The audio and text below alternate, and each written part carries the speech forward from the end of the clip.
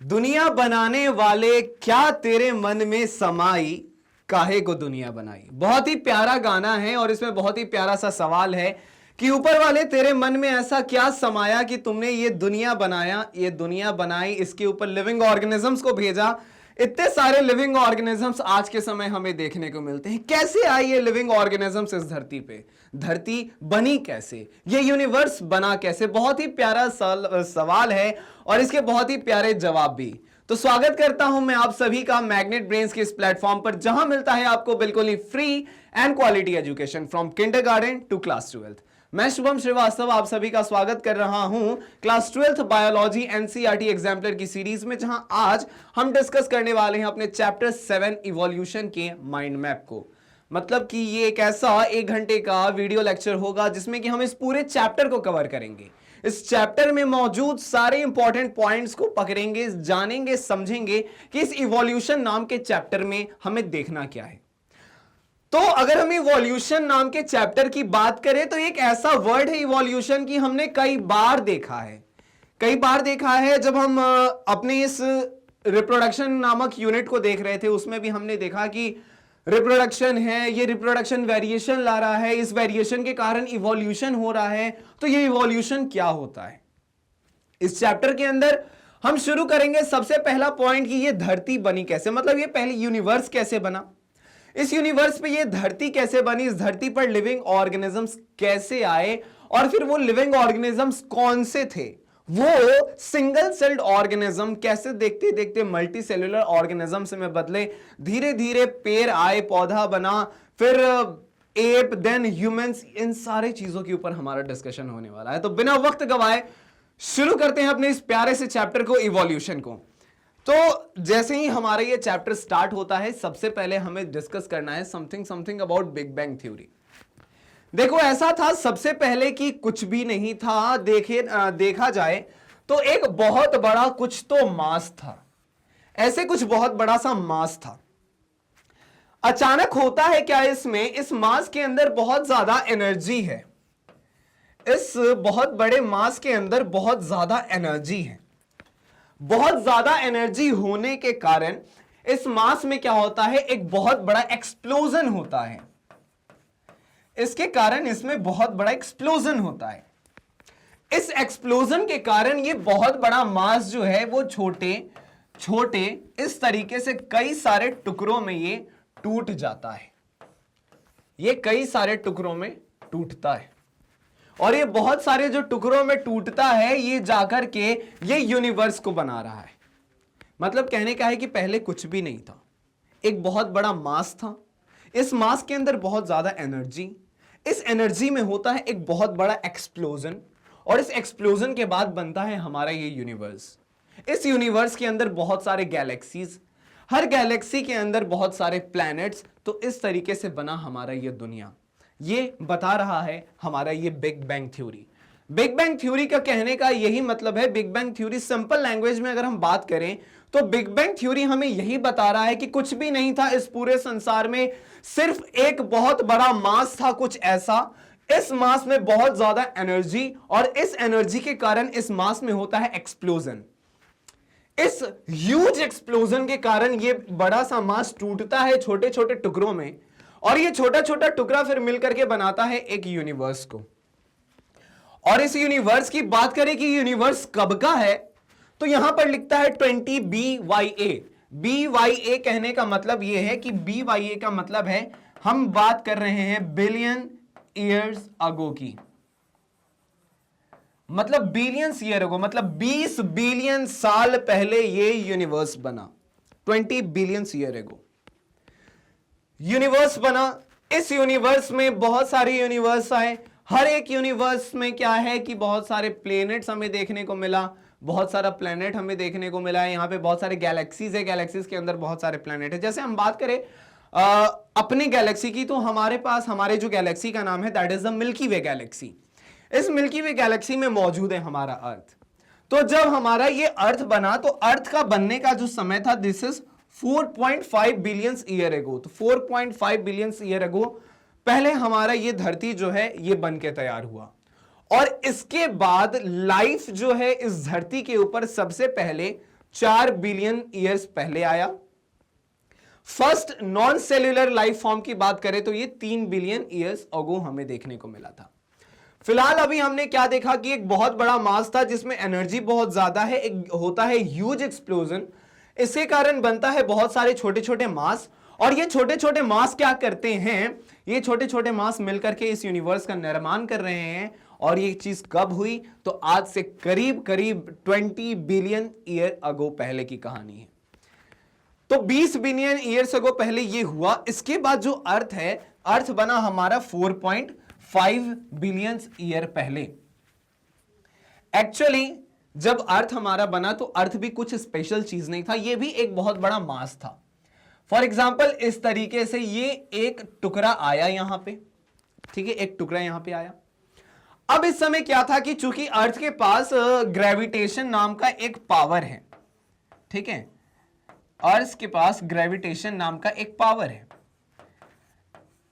ये फोर्स जब लगता है तो बहुत सारी चीजें जो हैं वो अर्थ की तरफ अट्रैक्ट होना शुरू होती हैं।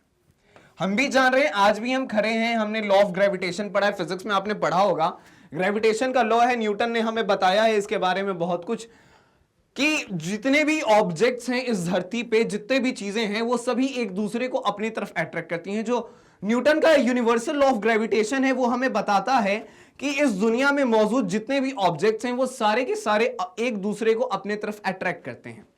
अर्थ भी हमें अपनी तरफ अट्रैक्ट कर रहा है, हम भी अर्थ को अपनी तरफ अट्रैक्ट कर रहे हैं, हम दोनों एक दूसरे को खींच रहे हैं। लेकिन अर्थ का मास बहुत ज्यादा है और हमारा मास उसके कंपैरिजन में कुछ भी नहीं है, ऑलमोस्ट नेग्लिजिबल है। तो दैट इज वाई हम अर्थ की तरफ अट्रैक्ट होते हैं, ना कि अर्थ हमारी तरफ। बहुत सारे इस तरीके से फ्री मासेस भी यूनिवर्स में घूम रहे थे। इस गैलेक्सी में बहुत सारे यूनिवर्स भी इस तरीके से घूम रहे थे। होता है कुछ ऐसा कि ये सारे के सारे आते हैं और इस अर्थ के ऊपर इस तरीके से टकराते हैं। ये सारे के सारे जो मासेस हैं ये आते हैं और अर्थ के ऊपर टकराते हैं, क्योंकि अर्थ के पास ग्रेविटेशन। एज ए रिजल्ट माना जाता है कि कुछ अर्थ का जो शेप है वो इनके टकराने से कुछ बिगड़ सा गया। मतलब कि बहुत सारे इस तरीके से अर्थ का शेप जो ऐसा होना चाहिए था, due to attraction of these particles from universe, earth का जो शेप है वो कुछ ऐसा होता है, ठीक है। इसके बाद होता है कुछ ऐसा कि आगे एक और इंफॉर्मेशन है आपके लिए, दैट इज कि यहां पर ओरिजिन ऑफ लाइफ है। लेकिन इसके पहले एक चीज डिस्कस करते हैं हम लोग कि ये रहा जब शुरुआत का अर्थ था, हमें शुरुआत के समय में इस अर्थ के पास किसी तरीके का एटमॉस्फेयर नहीं था। इस अर्थ के पास किसी तरीके का एटमॉस्फेयर नहीं था। टेम्परेचर की बात की जाए तो बहुत ही ज्यादा टेम्परेचर था, टेम्परेचर हाई है यहां पे। साथ साथ अगर हम डिस्कस करें तो यहां पर इसके पास कुछ वाटर वेपर्स थे। अगर हम इसको यहां से हटाकर ये ऐसे कर दो, इसके पास वाटर वेपर्स थे इस तरीके से, इसके चारों तरफ वाटर वेपर्स हमें देखने को मिला। साथ साथ कुछ गैसेस थे यहां पे, जैसे कि CH4, मतलब कि इस अर्थ के चारों तरफ CH4 इस तरीके से CH4 पाया जा रहा था। साथ साथ यहां पर CO2 भी देखने को मिला। ऐसा माना जाता है कि यहां पर CO2 भी मौजूद था। साथ साथ यहां पर मौजूद था NH3। साथ साथ क्या मौजूद था? NH3 और यहां पर हमने देखा है कि यहां पर H2O भी तो मौजूद ही है in the form of water vapour. इस तरीके से ये सारे गैसेस मौजूद थे। फिर होता है कुछ ऐसा कि ये सारे गैसेस जो हैं ये आपस में रिएक्ट करते हैं। इनिशियल स्टेज में यहां पर क्या है, टेम्परेचर हाई है और साथ साथ कह रहा है कि किसी तरीके का एटमॉस्फेयर नहीं है। एटमॉस्फेयर जो आज के समय में इस धरती के चारों तरफ एटमॉस्फेयर है, वो एटमॉस्फेयर भी नहीं था। समय होता है पूरा, फिर धीरे धीरे ये गैसेस मिलते हैं और ये गैसेस मिलने के बाद ये गैसेस मिलते हैं और ये गैसेस आपस में मिलकर के फिर समय के साथ ये अमाइनो एसिड का फॉर्मेशन करवा रहे थे। और ये कैसे हम इसे प्रूव करेंगे, तो इसके लिए हमारे पास आगे एक एक्सपेरिमेंट है, उसको देख करके हम ये साबित करेंगे कि ये फिर किस तरीके से अमाइनो एसिड बना और फिर धीरे धीरे हमें लाइफ देखने को मिला। तो इस तरीके से ये अर्थ बना। फिर अर्थ में इस तरीके से हमें सीज एंड ओशन देखने को मिले। ये जो वाटर वेपर्स थे, ये वेपर फिर लिक्विड फॉर्म में आते हैं और लिक्विड फॉर्म में आने के बाद ये धीरे धीरे ये क्या करते हैं, ओशंस एंड सीज बनाते हैं। तो इस तरीके से बना हमारा इनिशियल स्टेज का जो क्या है, हमारा अर्थ इस तरीके से बन करके तैयार हुआ। तो ये अर्थ बना हमारा कब? तो 4.5 बिलियन ईयर्स अगो।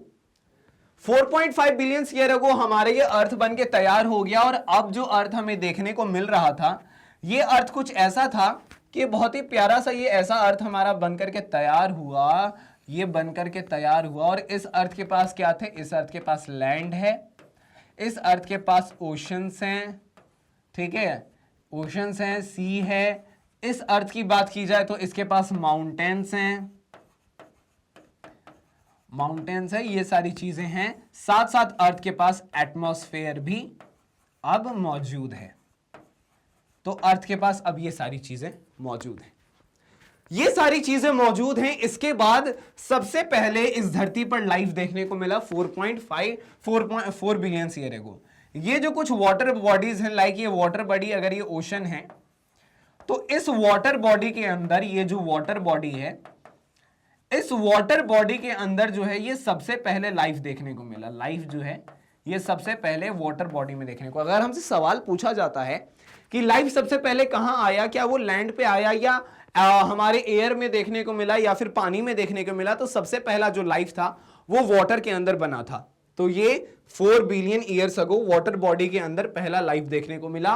और पहला जो नॉन सेल्यूलर लाइफ फॉर्म था जो 3 बिलियन साल पहले देखने को मिला, ये भी पानी के अंदर ही था। इसको पहले आप नोट करके स्क्रीनशॉट निकाल सकते हो। इसके बाद इसके बारे में थोड़ा सा और डिस्कशन करते हैं, ठीक है। तो यहां पर लाइफ आ गया। अगर हम लाइफ के ओरिजिन की बात करें तो कि ये धरती पर लाइफ आया कैसे, तो इसके लिए हमारे पास बेसिकली 4 थ्योरीज हैं, 4 तरीके के थ्योरीज है जो हमें बताता है कि ओरिजिन ऑफ लाइफ, मतलब इस धरती पर लाइफ का आना। पहला थ्योरी है जिसे हम लोग पैंसपर्मिया थ्योरी के नाम से जानते हैं। दूसरा थ्योरी है जो हमें बता रहा है थ्योरी ऑफ स्पॉन्टेनियस जनरेशन। तीसरा थ्योरी है केमिकल इवोल्यूशन ऑफ लाइफ। और चौथा थ्योरी है थ्योरी ऑफ स्पेशल क्रिएशन। ये चारों थ्योरी का अपना अपना कुछ मानना है और ये हमें बता रहा है कि धरती पर लाइफ कैसे आया, ठीक है। पैंसपर्मिया थ्योरी कुछ अपने अकॉर्डिंग कुछ चीजें बता रहा है कि हो सकता है ऐसा हुआ होगा तो लाइफ देखने को मिला, क्योंकि उस समय कोई एग्जिस्ट नहीं करता था। तो यहां पर अलग अलग थ्योरीज दिए गए कि ऐसा हो सकता है कि कुछ इस तरीके की चीजें रही होंगी तो लाइफ फिर धरती पर आया। थ्योरी ऑफ स्पॉन्टेनियस जनरेशन कहता है कि नहीं, ऐसा नहीं, ऐसा हुआ होगा तो ये चीज हुआ। फिर केमिकल इवोल्यूशन लाइफ कुछ अपनी बात बता रहा है और थ्योरी ऑफ स्पेशल क्रिएशन कुछ अपनी बात बता रहा है। और ये थ्योरीज क्या कह रहे हैं एक एक करके हम देखते हैं। फिलहाल आप इसको भी स्क्रीनशॉट निकाल सकते हो कि ओरिजिन ऑफ लाइफ की अगर हम बात करें तो इसके ऊपर कुछ थ्योरीज है, कुछ थ्योरीज ये बताती हैं कि कैसे आया इस धरती पर लाइफ। तो फिलहाल इसके लिए ये 4 पॉइंट्स हैं, इसको भी आप नोट कर सकते हो, इसका भी आप स्क्रीनशॉट निकाल सकते हो। फिर हम चलते हैं आगे कि हमें क्या देखना है, राइट। तो अगर हम बात करें, सबसे पहले हम बात कर लेते हैं पैंसपर्मिया थ्योरी की। तो ये हमें बताता है क्या, ये पहला थ्योरी हमें ये बताता है कि spores were transfer to earth, धरती पर लाइफ कैसे आया। तो इस चीज का कहना है कि ये जो हमारा अर्थ है, हो सकता है कहीं बाहर से कोई स्पोर आया हो धरती पर, ये स्पोर कहीं से धरती पर आया है और फिर यही जो है वो दूसरे लाइफ लिविंग ऑर्गेनिजम्स को अपने से जनरेट करते करते इस धरती पर लाइफ का फॉर्मेशन ही करवा रहा है। मतलब कहीं तो कुछ चीज है जो बाहर से इस धरती पर आया है। धरती पर किसी चीज का खुद से जन्म नहीं हुआ, क्या हुआ कि कहीं दूसरे प्लेनेट से या फिर यूनिवर्स के किसी कोने से कोई दूसरा स्पोर आया है और यही स्पोर जो है वो लाइफ फॉर्म शो कर रहा है। इस थ्योरी को सरासर नकार दिया गया कि कहीं से आया है, ये कोई मतलब नहीं हुआ। तो इस थ्योरी का बहुत ज्यादा वैल्यू नहीं किया गया। लेकिन चूंकि ऐसा थ्योरी देखने को मिला था, चूंकि उस समय कुछ नहीं था, तो सबसे पहले यही थ्योरी देखने को मिला। कहा गया इसमें कि कुछ तो स्पोर था जो कहीं से आया हमारी धरती पे, तो वो यही था। तो बोला गया कि उसमें स्पोर जो है कहीं बाहर से आया देखने को। इसके बाद हमारे पास दूसरा थ्योरी है, सेकेंड थ्योरी हमें बता रहा है थ्योरी ऑफ स्पॉन्टेनियस जनरेशन। ये कहता है कि लाइफ जो है वो किसी डिकेइंग मैटर से निकल करके आया है। कहता है कि life comes from decaying and rotting matter. इस चीज को डिसअप्रूव किया था, इस चीज को लुईस पास्चर ने डिसअप्रूव किया था। इसका कहना था कि लाइफ जो है किसी डिकेइंग और रॉटिंग मैटर से निकल करके आता है। लुईस पास्चर ने इसे कहा कि नहीं, ऐसा नहीं होता है और लुईस पास्चर ने इसे गलत बता दिया। इसके बाद हमारे पास है इसका तीसरा थ्योरी। तीसरा थ्योरी हमसे कहता है chemical evolution of life. Chemical evolution of life कुछ जो है वो सटीक बातें करता है, कहता है ये ओपेरन और हेल्डन ने दिया था, हेल्डन और ओपेरिन इन दोनों साइंटिस्ट ने इस चीज को दिया था। इसका यह कहना था कि कोई भी लाइफ जो है वो प्री एग्जिस्टिंग ऑर्गेनिक मॉलिक्यूल जैसे कि प्रोटीन, आरएनए, इन सब से निकल करके आया है। कहने का मतलब है कि अभी हम देखेंगे, अभी थोड़ी देर के बाद, अभी हम देखते हैं कुछ मिनटों के बाद कि अमाइनो एसिड जो है ये फिर आगे जाकर के किस तरीके से लाइफ को बना रहा है। क्योंकि हम जानते हैं जब हम सेल चैप्टर पढ़ते हैं तो हम जानते हैं सेल में एक्चुअली क्या होता है कि अगर हम बात करें इस तरीके से, कुछ CH4 है, NH3 है, CO2 है, H2O है, ठीक है, ये सारे के सारे मिलते हैं तो बनाते हैं यहां पर क्या, ये बनाते हैं अमाइनो एसिड। ठीक है, ये बनाते हैं अमाइनो एसिड। बहुत सारे अमाइनो एसिड आपस में मिलते हैं तो ये बनाते हैं प्रोटीन, और बहुत सारे प्रोटीन जब आपस में मिलते हैं तो ये बनाते हैं सेल, फिर सेल से बन रहा होता है टिश्यू, तो इस तरीके से फिर टिश्यू से एक्सेट्रा एक्सेट्रा चीजें बन रही होती। तो यहां पर जो सेल है जिसमें हमें लाइफ देखने को मिला, सबसे पहले प्रोटीन में तो लाइफ नहीं होता है, लाइफ देखने को मिलता है सेल में। तो कहने का मतलब है कि अगर अमाइनो एसिड बना है तो अमाइनो एसिड से प्रोटीन बनेगा और फिर प्रोटीन से हमें सेल देखने को मिलेगा। तो अगर ये अमाइनो एसिड अगर बन रहा है तो हम कह सकते हैं कि हाँ, ये वो जड़ है जहां से फिर हमें लाइफ देखने को मिलेगा। तो इसका भी यही कहना है कि जैसे प्रोटीन हो गया, आरएनए हो गया, इन सब चीजों के मिलने से क्या हो रहा है कि लाइफ फॉर्म जो है वो बन करके तैयार हो रहे हैं। तो ये केमिकल इवोल्यूशन ऑफ लाइफ जो है, ये वाली थ्योरी जो है कुछ सटीक बातें हमसे कर रही हैं। इसको भी आप नोट कर सकते हो, आप इसका भी स्क्रीनशॉट निकाल सकते हो। फिर हम चलते हैं आगे। इसके बाद जो हमारे पास चौथा थ्योरी है, चौथा थ्योरी हमसे कहता है कि theory of special creation. Theory of special creation, अगर इस थ्योरी की बात की जाए तो इसके 3 कोनोटेशंस हैं। पहला कहता है कि ऑल लिविंग ऑर्गेनिजम्स, स्पीशीज और types, all living organisms that we see today were created as such. फिर यह कहता है कि the diversity was always the same since creation and will be the same in future also. और कह रहा है कि earth is about 4000 years old. तो इस थ्योरी का कहना यह है कि जितने भी लिविंग ऑर्गेनिजम्स हैं पाए जाते हैं वो ऐसे ही बन के तैयार हो गए।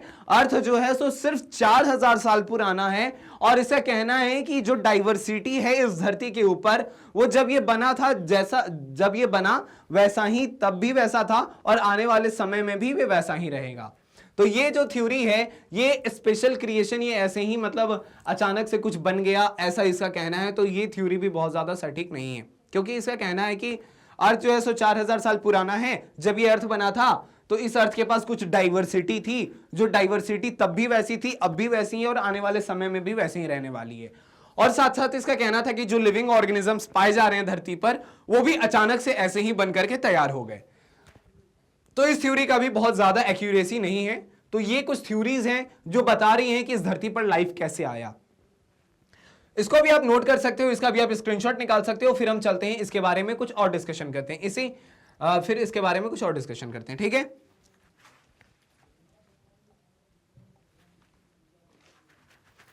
अर्ली अर्थ के बारे में अगर हम बात करें तो हमने देखा है कि इसके पास किसी तरीके का एटमॉस्फेयर नहीं है। हमने डायग्राम बना करके प्रॉपर इसको समझा।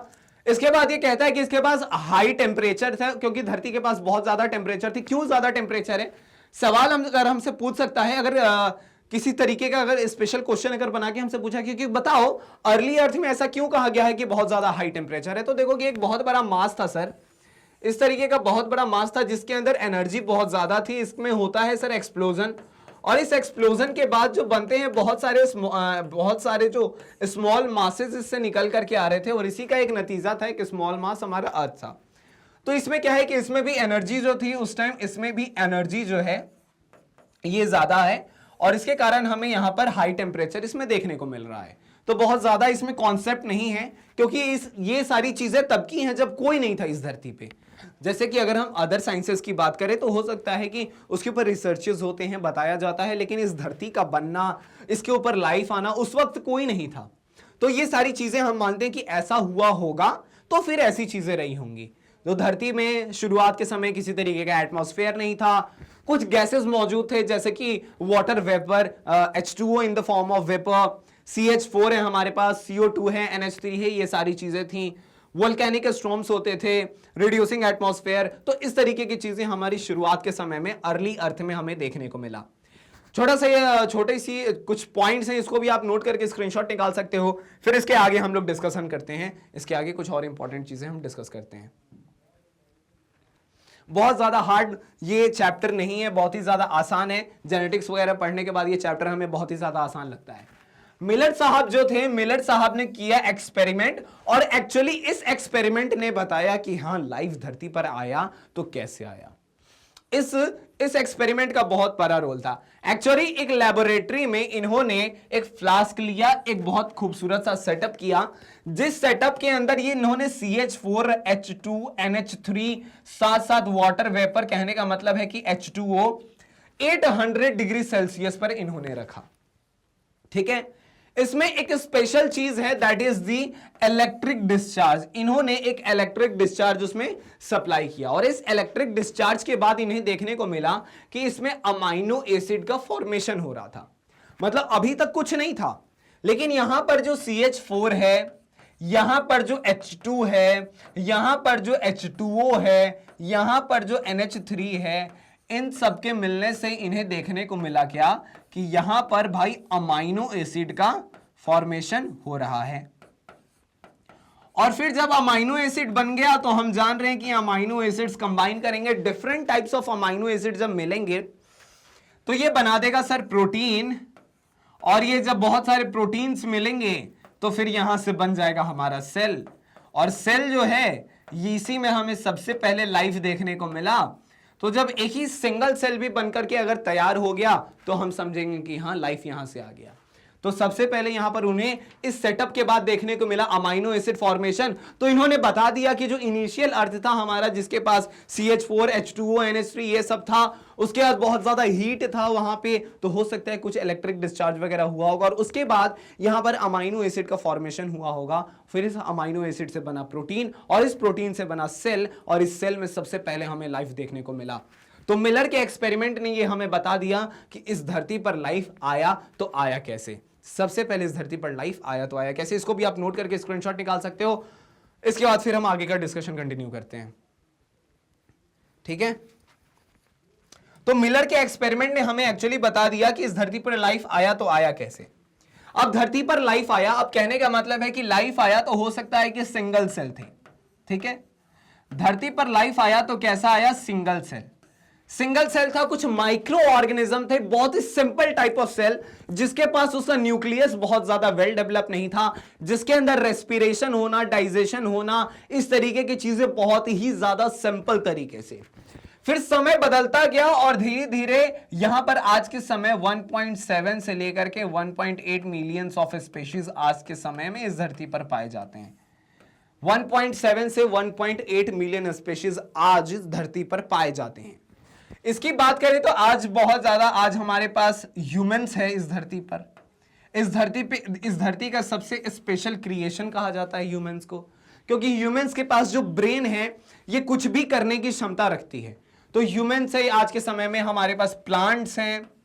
प्लांट्स में बात करें तो एल्गी है, ब्रायोफाइटा है, टेरिडोफाइटा है, जिम्नोस्पर्म है, एंजियोस्पर्म्स है। एनिमल्स की बात करें तो हमारे पास पॉरीफेरा भी है, जो काफी ज्यादा सिंपल है। पॉरीफेरा से लेकर के सिलेंट्रेटा, टीनोफोरा, प्लेटीहेल्मिन्थस के Helminthes Annelida, Arthropoda, Mollusca, Echinodermata, Hemichordata और कॉर्डेटा जैसे एडवांस एनिमल्स भी देखने को मिलते हैं। तो मतलब लाइफ जो है, लिविंग ऑर्गेनिज्म जो है, वो कहां से उठकर कहां तक गए हैं, ये सारी चीजें हमें कौन से टॉपिक बता रहा है, तो ये सारी चीजें हमें बताता है इवोल्यूशन। कहने का मतलब है कि इस सिंगल सेल से इतने सारे कॉम्प्लेक्स लिविंग ऑर्गेनिजम्स का बनना कुछ और नहीं बल्कि क्या है, इवोल्यूशन। और इस इवोल्यूशन के बारे में बताया हमारे डार्विन साहब ने। सबसे पहले इन्होंने डार्विन साहब ने बताया, और डार्विन साहब ने शिप के ऊपर एक स्टडी किया जिसका नाम था HMS बीगल, और इन्होंने बताया कि रिप्रोडक्टिव फिटनेस के बारे में। एक्चुअली डार्विन के मुताबिक क्या है, फिटनेस क्या है, तो रिप्रोडक्टिव फिटनेस है। इन्होंने कहा कुछ ऐसा कि ये जो नेचुरल सिलेक्शन होता है, कहने का मतलब है कि ये जो इस धरती पर जितने भी लिविंग ऑर्गेनिज्म है उनमें जो ज्यादा फिट है वो सरवाइव करेगा और जो फिट नहीं है वो सरवाइव नहीं करेगा। इस चीज को नेचुरल सिलेक्शन के अंदर उन्होंने रखा। नेचुरल सिलेक्शन का मतलब है कि नेचर खुद सेलेक्ट करता है, नेचर खुद सेलेक्ट करता है। फॉर एग्जाम्पल की कोई कंपटीशन है, या फिर अगर हम इंडियन क्रिकेट टीम की अगर हम बात करें तो वर्ल्ड कप खेलने के लिए बीसीसीआई चाहता है, या फिर बीसीसीआई जितने भी टीम है ये चाहते हैं, चाहे कोई भी कंट्री है वो चाहता है कि उस टीम में मौजूद जो बेस्ट प्लेयर्स हैं, जो सबसे ज्यादा फिट हैं, जो सबसे ज्यादा फॉर्म में हैं, उनको सेलेक्ट किया जाता है और फिर ले जाते हैं वर्ल्ड कप खिलाने, क्योंकि ये बहुत ही ज्यादा मतलब सबसे बड़ा टूर्नामेंट है। तो कहने का मतलब है कि जो सबसे ज्यादा फिट है उसको जो सबसे ज्यादा फिट है उसको सेलेक्ट किया जाएगा। तो यहां पर भी नेचुरल सिलेक्शन की थ्योरी यही बताती है, नेचुरल सिलेक्शन का कहना है कि ऑर्गेनिज्म जो ज्यादा फिट हैं वो सरवाइव करेंगे और जो फिट नहीं है वो सरवाइव नहीं करेंगे। तो नेचुरल सिलेक्शन का अगर पूछा जाता है कि नेचुरल सिलेक्शन क्या कहता है, तो कहेंगे कि जो ज्यादा फिट है वो सरवाइव करेगा और जो फिट नहीं है वो सरवाइव नहीं करेगा। ठीक है, इसको भी आप नोट कर सकते हो, इसका भी आप स्क्रीनशॉट निकाल सकते हो। फिर हम चलते हैं इसके बारे में और डिस्कशन करते हैं। तो सिंपल सी बात है, नेचुरल सिलेक्शन में जो ज्यादा फिट है वो सरवाइव करेगा, जो ज्यादा फिट नहीं है वो सरवाइव नहीं करेगा।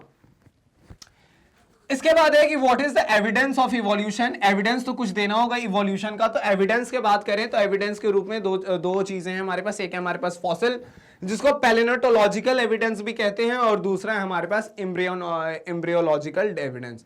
फॉसिल्स की बात करें तो जो इस धरती के अंदर, सॉइल के अंदर बहुत ज्यादा बरीड है हमारे सॉइल के अंदर, वहां से हम चीजों को निकालते हैं, देखते हैं कार्बन डेटिंग के हेल्प से हम पता करते हैं कि इस फॉसिल का एज क्या है। तो हमें पता चलता है कि इस फॉसिल का इतना एज है कि ये इतने हजारों साल पहले, इतने मिलियंस ईयर्स अगो पहले ये धरती पर पाया जाता था, ऐसा इसका स्ट्रक्चर था, कुछ ऐसा चीजें थी इसमें।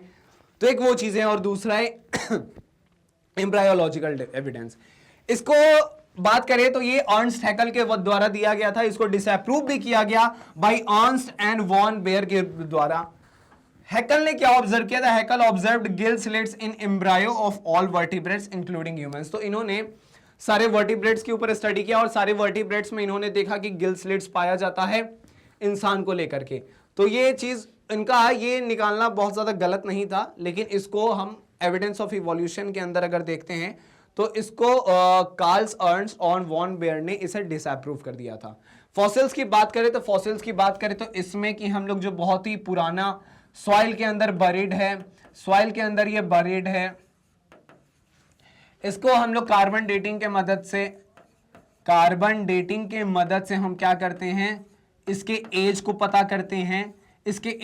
करते हैं, कि ये कितना पुराना है, हाउ मेनी ईयर्स ओल्ड, कितना ये पुराना है।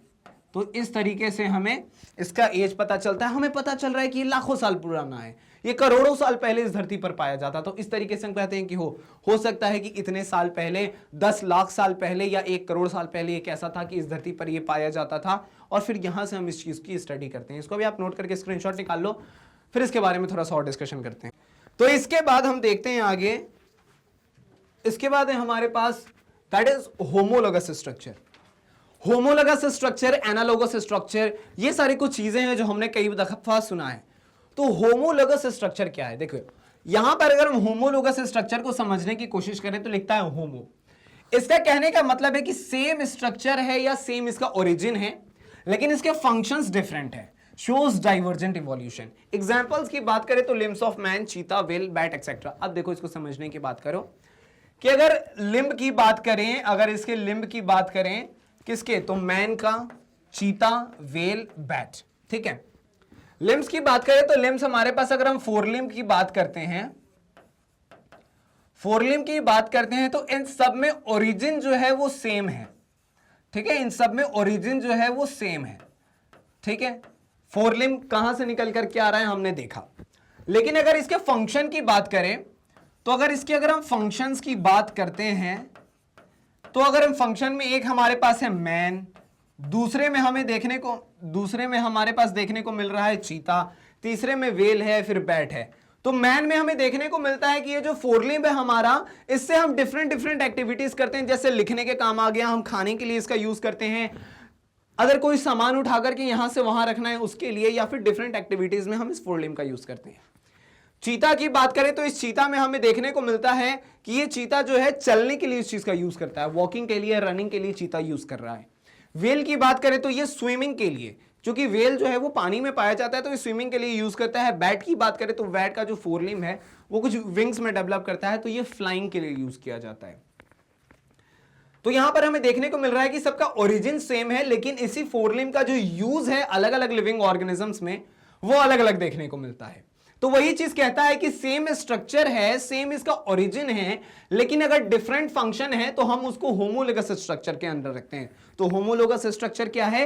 होमोलोगस स्ट्रक्चर ऐसे स्ट्रक्चर हैं जिनका स्ट्रक्चर ओरिजिन जो है वो सेम है, लेकिन उनके फंक्शंस जो हैं वो अलग अलग हैं। एग्जाम्पल हमारे सामने है कि लिम्स की बात करें तो इंसान के अंदर जो लिम्ब है, फोरलिम्ब है, इससे हम लिख सकते हैं, इससे हम लोग खाते हैं, डिफरेंट डिफरेंट एक्टिविटीज करते हैं। कोई सामान को उधर से उठा करके उधर रखना है, इस चीज में यूज करते हैं। बहुत सारे एक्टिविटीज हम इससे करते हैं। चीता की बात की जाए तो ये वॉकिंग, रनिंग के लिए यूज करता है। हम तो यूज नहीं करते वॉकिंग या रनिंग के लिए अपने स्लिम की। वेल की बात करें तो ये क्या करता है, चूंकि पानी में, समुद्र में पाया जाता है तो ये स्विमिंग के लिए यूज करता है। और बैट की बात की जाए तो ये अपने फोरलिम को उड़ने के लिए यूज करता है।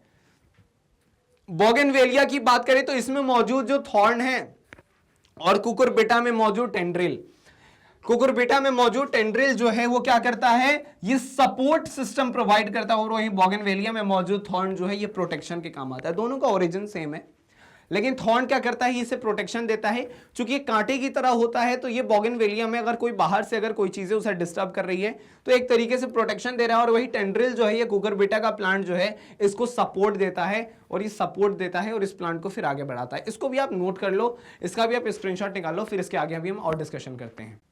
तो कहने का मतलब यही है कि जो हो मैन हो, चीता हो, वेल हो या बैट हो, मतलब इनका जो फोरलिम है ओरिजिन सेम है लेकिन फंक्शन डिफरेंट है। सेम वही चीज बोगनवेलिया के साथ है कि इसमें हमें देखने को क्या मिला है, कि इसमें देखने को मिला है कि ये बोगनवेलिया है तो इसमें इस तरीके से इसमें क्या है, थॉर्न्स प्रेजेंट है। और वही टेंड्रिल्स की बात करें तो टेंड्रिल्स में ये जो है इस तरीके से टेंड्रिल्स मौजूद है, किसमें, कुकुरबिटा में। ओरिजिन सेम है लेकिन इसका क्या है, फंक्शंस अलग अलग है। तो इसको भी आप नोट कर लिया, स्क्रीनशॉट निकालिए, फिर हम आगे चलते हैं, ठीक है।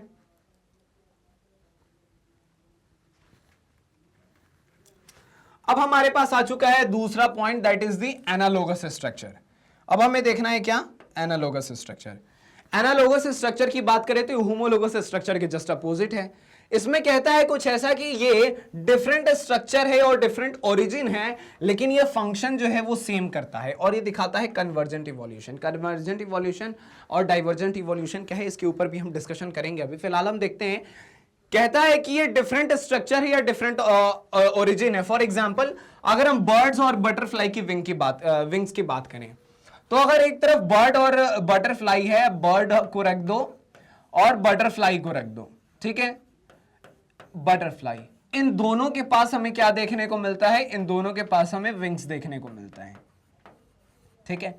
इन दोनों में अगर विंग्स की बात करें तो इनका जो ओरिजिन है, इस विंग्स का ओरिजिन जो है वो डिफरेंट है, ठीक है।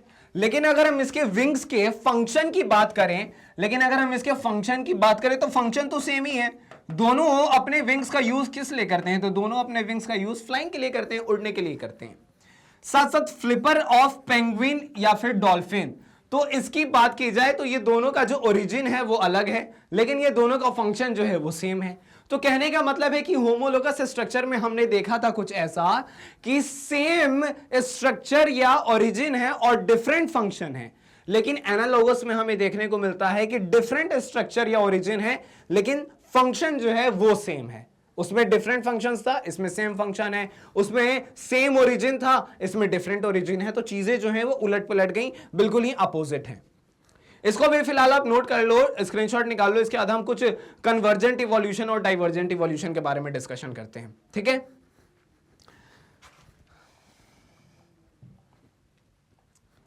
एक तरफ पे हमारे पास डाइवर्जेंट इवोल्यूशन, एक तरफ है हमारे पास डाइवर्जेंट इवोल्यूशन और एक तरफ है हमारे पास कन्वर्जेंट इवोल्यूशन।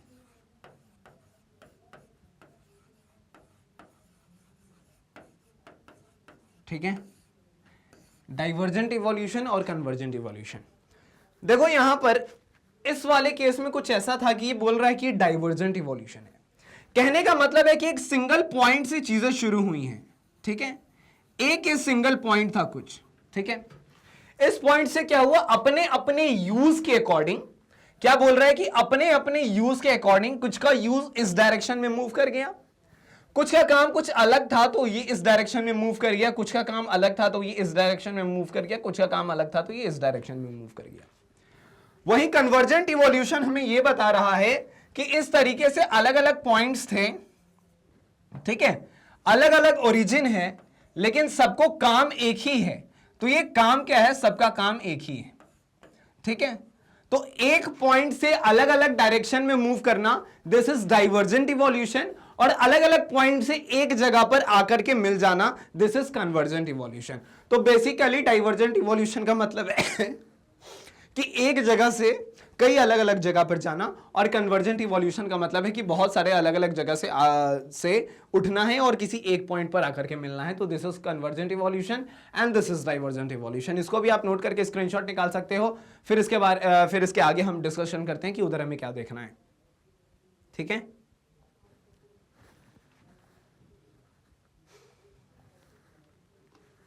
इसके बाद है हमारे पास नेचुरल सिलेक्शन का एक केस है, दैट इज इंग्लैंड की तरफ से।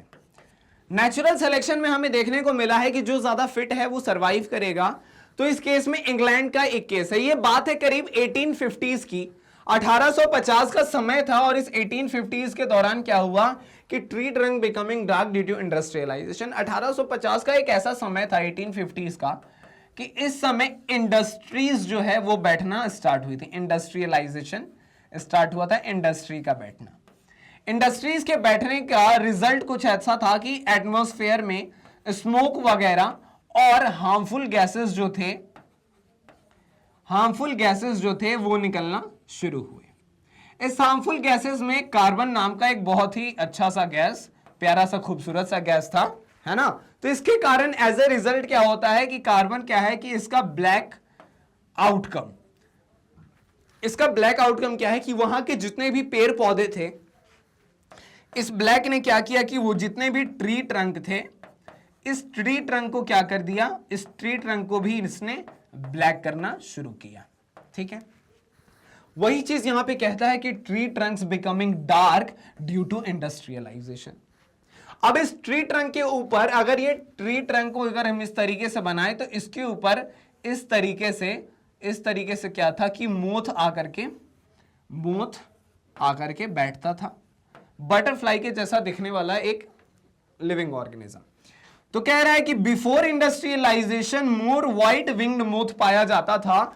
चूंकि यहां पर क्या है कि व्हाइट विंग्ड मोथ पाया जाता था, क्योंकि ट्री का कलर जो था वो डार्क नहीं था, लाइट था। तो लाइट में क्या था कि लाइट कलर्ड विंग्ड मोथ इस पे आकर के बैठते थे। तो ये क्या था कि सरवाइव कर पाते थे। मतलब कहने का कि ट्री ट्रंक का कलर जो है, और ये जो था ऑलमोस्ट किसके जैसा था, तो विंग ऑफ मोथ। अगर ये वाला केस है तो मोथ के लिए सर्वाइवल के चांसेस बढ़ जाते हैं, क्योंकि जो प्रे है जो आकर के इस मोथ को खा जाएगा, मोथ को अपना भोजन बनाता है, तो उससे बचने के लिए मोथ क्या है कि ऐसे जगह छिपने की कोशिश करता है जहां से ये छिप सके। तो ये इस तरीके से विंग जो है मोथ का, अगर वो ट्री के ट्रंक के साथ मैच करता है तो मोथ के लिए वो एक ऐसा जगह बनता है जहां से मोथ बच सकता है। तो ये क्या था कि इंडस्ट्रियलाइजेशन से पहले व्हाइट विंग्ड मोथ पाया जाता था, लेकिन जब इंडस्ट्रियलाइजेशन हुआ तो इंडस्ट्रियलाइजेशन के बाद चूंकि ट्री का ट्रंक जो है वो ट्री का ट्रंक कैसा था, ये ट्री का ट्रंक समय के साथ कैसा हो गया, तो डार्क हो गया। तो इसके बाद क्या था कि जो मोथ थे वो भी डार्क विंग्ड मोथ इसके बाद हमें देखने को मिलने लगे। ऐसा इसलिए हुआ क्योंकि ये जो व्हाइट विंग्ड मोथ थे, इनका क्या हुआ कि ये फिर धीरे धीरे क्या है कि इस ब्लैक ट्रंक के ऊपर ये आसानी से दिख जाते थे। तो जो है प्रे है वो इसको कैच कर लेता था, ये इसे अपना भोजन बना लेता था।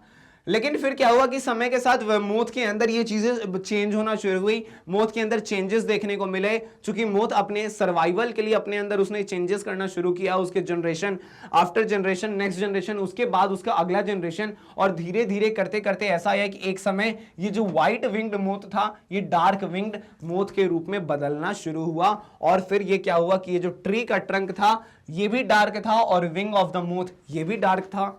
तो इस तरीके से फिर मोथ के सर्वाइवल के चांसेस जो थे वो बढ़ गए। तो ये केस था हमारा एक इंडस्ट्रियलाइजेशन से, मतलब कि किस तरीके से 1850 की बात है, मतलब करीब करीब ये बात करें तो आज से करीब 150 साल पहले की बात है, 150-170 साल पहले की बात है। तो बहुत पुराना केस नहीं है, इसलिए हमें समझने में ये चीज आसानी होगी। इसको भी आप नोट कर सकते हो, स्क्रीनशॉट निकाल सकते हो। फिर हम आगे चलते हैं कि हमें क्या देखना है। ठीक है,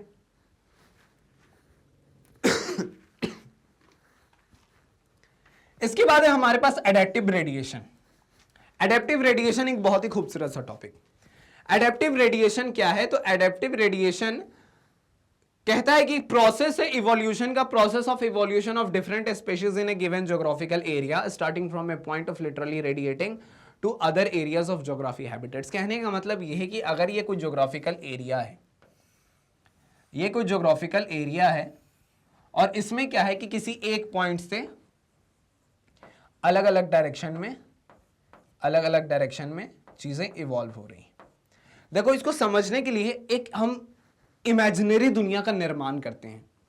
फॉर एग्जाम्पल, मान लो कि एक कमरे के अंदर हमने 10 लोगों को रख दिया। एक कमरे के अंदर हमने 10 लोगों को रख दिया, ठीक है।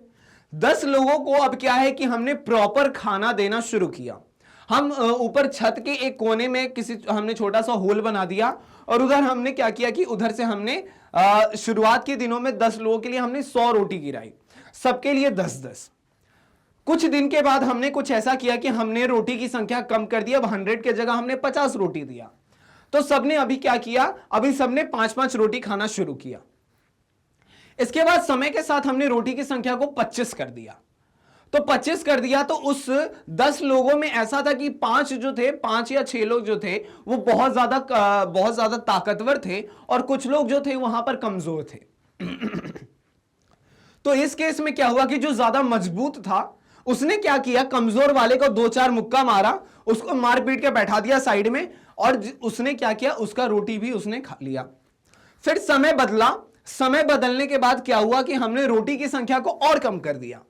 तो जो ज्यादा फिट था, अब जो 2 ज्यादा ताकतवर लोग थे उसमें भी जो ज्यादा ताकतवर था उन दोनों में लड़ाई होती है, और जो ज्यादा ताकतवर थे उसने उस रोटी को ले लिया। एक समय आया, समय आने के बाद हमने उस रोटी के सप्लाई को ही रोक दिया। अब क्या है कि अब पेट भरने के लिए वो तो कुछ करेंगे। तो हो सकता है जो सबसे ज्यादा जो मजबूत था उसने दूसरे किसी को मारा और मार करके उसे अपना भोजन बना लिया।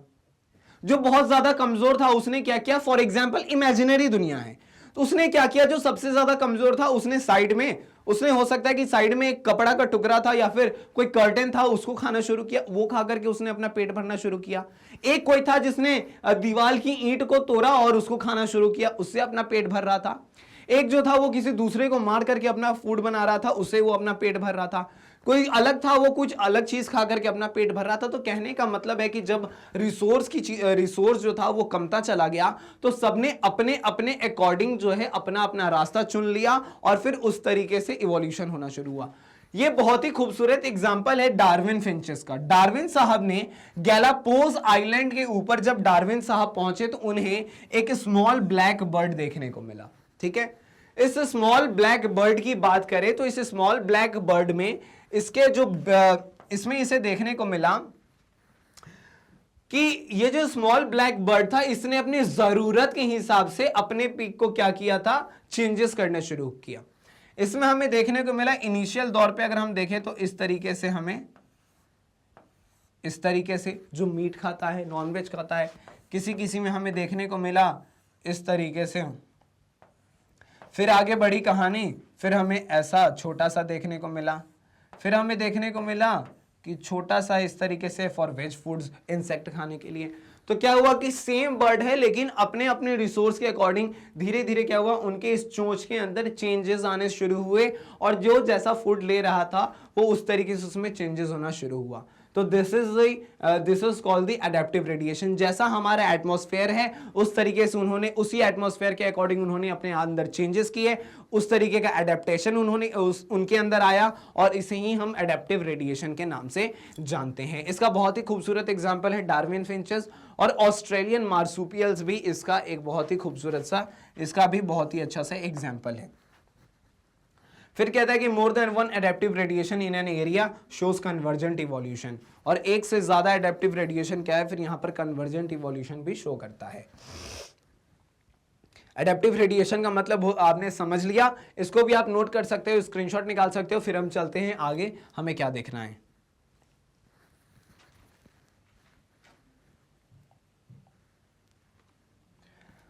एडेप्टिव रेडिएशन के बाद यहां पर हम इस तरीके से कंपेयर कर रहे हैं प्लेसेंटल मैमल्स को और ऑस्ट्रेलियन मार्सुपियल्स को। प्लेसेंटल मैमल्स में जैसे ही हमें एक तरफ इधर मोल देखने को मिलता है, तो ऑस्ट्रेलियन मार्सुपियल्स में हमें क्या देखने को मिलता है, तो इधर हमें मार्सुपियल मोल देखने को मिलता है।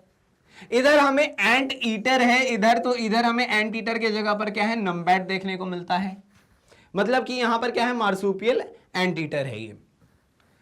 इधर हमें माउस देखने को मिलता है प्लेसेंटल मैमल्स में, तो वहीं हमें ऑस्ट्रेलियन मार्सुपियल में मार्सुपियल माउस देखने को मिलता है।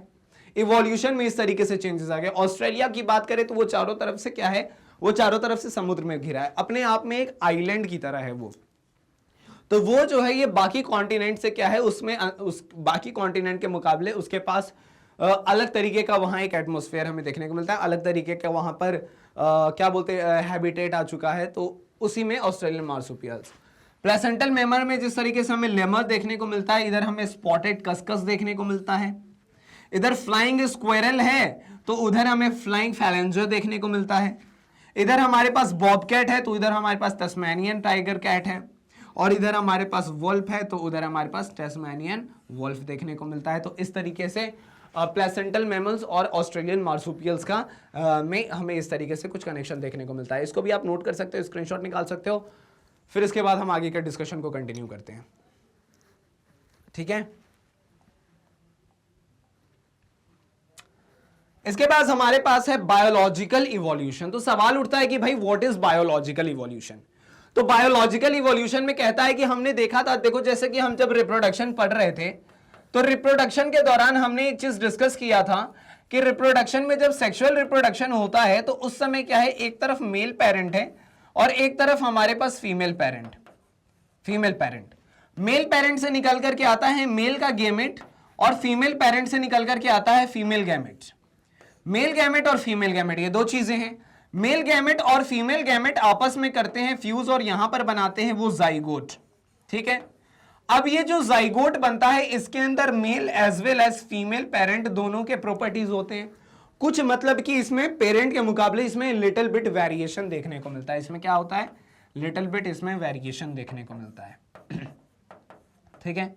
ये वेरिएशन ऐसा है कि हम इसे नोटिस नहीं कर पाते, और यही फिर नेक्स्ट जनरेशन में ये वेरिएशन एक बार और ऐड होता है, उसके नेक्स्ट जनरेशन में ये वेरिएशन एक बार और ऐड होता है, फिर उसके नेक्स्ट जनरेशन में वेरिएशन थोड़ा सा और ऐड होता है।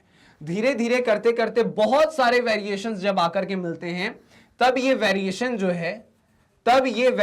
जो है ये नोटिसेबल लगता है, तब इस वेरिएशन को हम लोग नोटिस कर सकते हैं। अब इसके बाद जब अब ये वेरिएशन नोटिस हम कर पाते हैं तो समझ में आता है क्या कि ये वेरिएशन जो है फिर आगे जाकर के इवोल्यूशन के रूप में बदल रहा होता है। तो हमने देखा कि किस तरीके से इस बायोलॉजिकल वर्ल्ड के अंदर हमें इवोल्यूशन देखने को मिला। तो वही कहता है कि the change in the inherited trait over A successive generation in a population of organism. तो ये कोई लिविंग ऑर्गेनिज्म है, इसके अंदर जो नेक्स्ट जनरेशन में माँ बाप से चीजें इसके नेक्स्ट जनरेशन में आ रही हैं, इसके बाद इसके कारण इसमें कुछ लिटिल वेरिएशन देखने को मिला। सेम चीज हुआ कि इसके बाद जो इसका नेक्स्ट जनरेशन था उसमें भी चीजें क्या हुई, एक इधर मदर से एक इधर फादर से, तो वहां पर कुछ चेंजेस देखने को मिले। फिर नेक्स्ट जनरेशन में थोड़ा और चेंजेस देखने को मिला, उसके बाद थोड़ा और चेंजेस। तो इस तरीके से चेंजेस के बाद चेंजेस, चेंजेस के बाद चेंजेस, और एज अ रिजल्ट जो इवोल्यूशन आता है इसे हम लोग बायोलॉजिकल इवोल्यूशन के अंदर रखते हैं। सिंपल सी चीजें। तो ये इस तरीके से हमने बायोलॉजिकल इवोल्यूशन को समझा। इसके बाद है हमारे पास एंथ्रोपोजेनिक इवोल्यूशन। ये कुछ नहीं है, सिंपल सा चीज है कि जो इवोल्यूशन ह्यूमन के एक्टिविटीज के कारण देखने को मिलता है उसे हम लोग एंथ्रोपोजेनिक इवोल्यूशन के अंदर रखते हैं। क्वेश्चन अगर पूछ लिया हमसे कि एंथ्रोपोजेनिक इवोल्यूशन क्या है, हम सिंपल से कहेंगे कि इंसान के इंटरफेयर के कारण अगर किसी तरीके का इवोल्यूशन देखने को मिला है तो उसे हम लोग इस कैटेगरी के अंदर रखते हैं।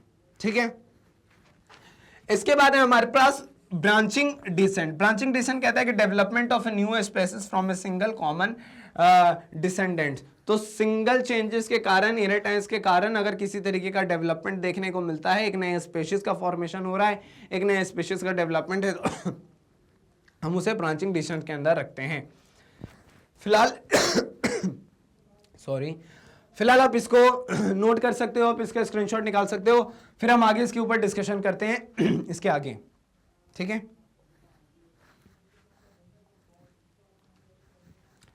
इसके बाद है हमारे पास use and misuse theory. Use and disuse theory, देखो ये कुछ ऐसी चीजें हैं कि जो चीज हमारे यूज में होती हैं हम उसे अपने पास रखते हैं, और जो चीजें हमारे यूज में नहीं होती है हम उसे फेंक देते हैं। फॉर एग्जाम्पल कि अगर टूथब्रश की बात की जाए तो टूथब्रश का हम रोज यूज करते हैं। इसे टूथब्रश को जब ये कुछ दिन पुराना हो जाता है और ये खराब हो जाता है तो फिर हम इसे फेंक देते हैं, और फिर दूसरा मार्केट से लेकर के आते हैं, फिर हम उसे यूज करते हैं, फिर हम उसे फेंक देते हैं जब वो यूज करने लायक नहीं रहता है। तो कहने का मतलब ये है कि जो हमारे यूज में है हमने उसे संभाल करके रखा, और जो हमारे यूज में नहीं है हमने उसे उठा करके फेंक दिया, हमने उसे साइड कर दिया। और ये थ्योरी हमें यही बता रहा है। ये थ्योरी को दिया था हमारे लमार्क साहब ने, और इस थ्योरी का कहना था कि when a certain organ become specially developed as a result of some environmental